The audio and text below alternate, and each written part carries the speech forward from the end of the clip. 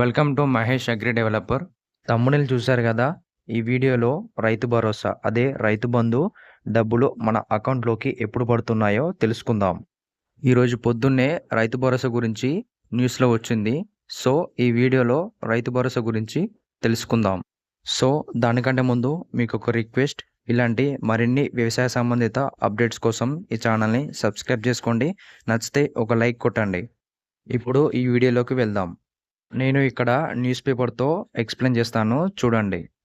నేడే రైతు భరోసా విడుదల చేయనున్నది. నర్మేడ్లో జరిగే సభలో సీఎం రేవంత్ ఈ ప్రక్రియ ప్రారంభిస్తారు.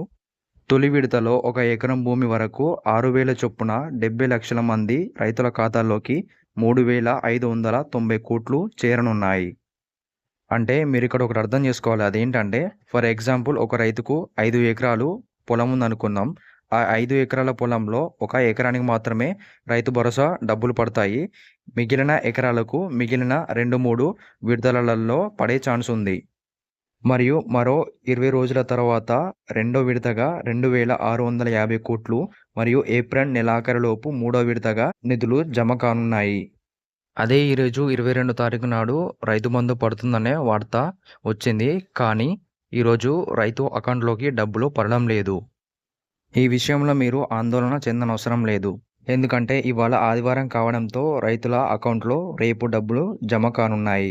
సో చూశారు కదా, మీరు రేపు మీ అకౌంట్లో డబ్బులు పడ్డాయో పడలేదో చెక్ చేసుకోండి.